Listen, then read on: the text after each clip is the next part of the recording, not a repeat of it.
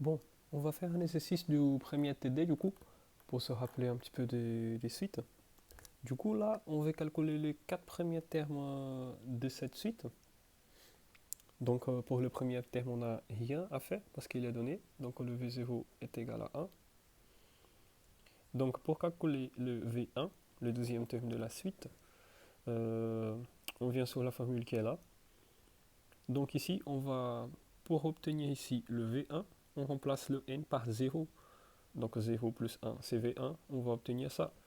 Donc ça fait 9 divisé pour 6 moins V0. Donc j'ai remplacé le n par 0 exactement ici. Donc ça fait 9 divisé par 6 moins le V0 qui est égal à 1. Donc 9 sur 5.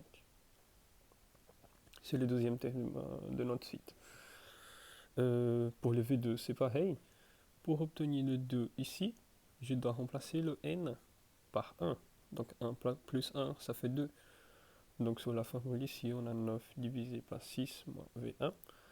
Donc 9 moins 6 moins divisé par 6 moins 9 sur 5.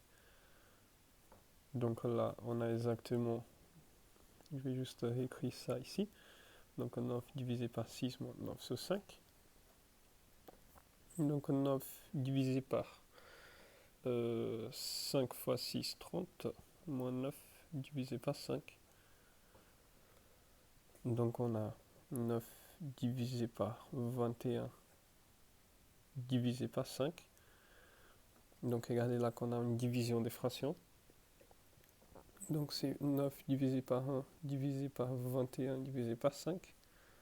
Ou encore 9 divisé par 1 fois 5 divisé par 21. Ou encore 45 divisé par 21. Ok, donc il faut vraiment faire attention ici à la division des fractions. 9 multiplié par l'inverse de 21 sur 5, qui c'est bien 5 sur 21.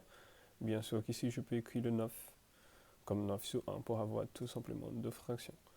Donc c'est pareil pour le troisième terme.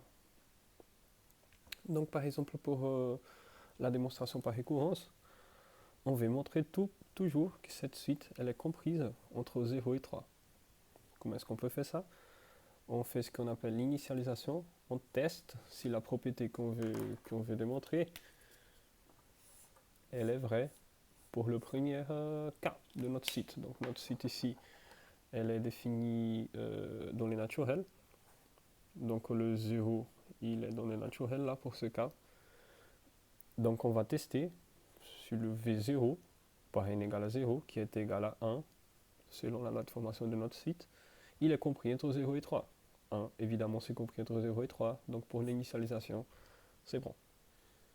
Donc là maintenant on va faire ce qui s'appelle la hérédité. Donc on va fixer un n naturel aléatoirement et on va supposer que notre propriété elle est valide.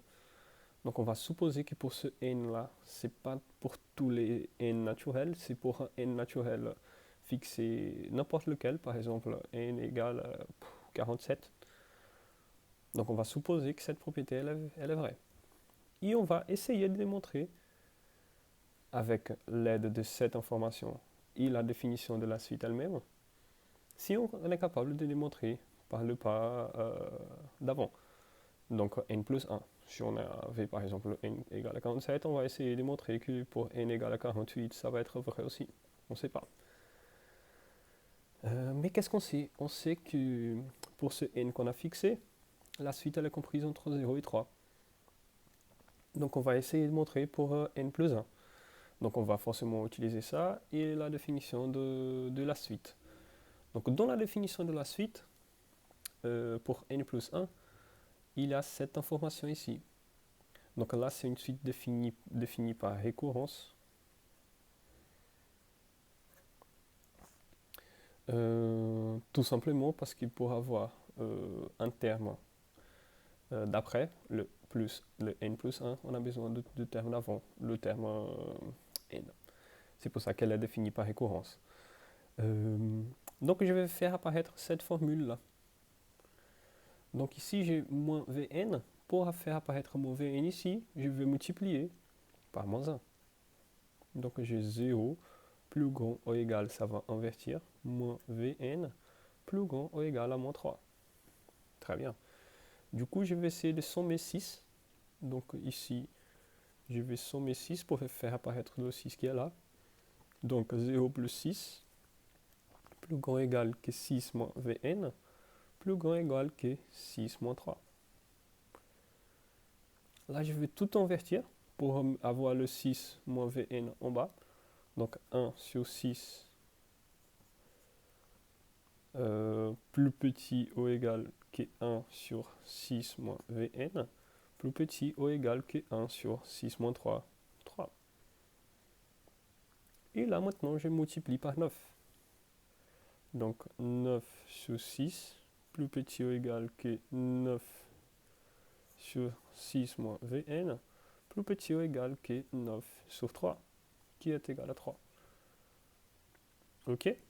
Donc je mets ici à côté, excusez-moi.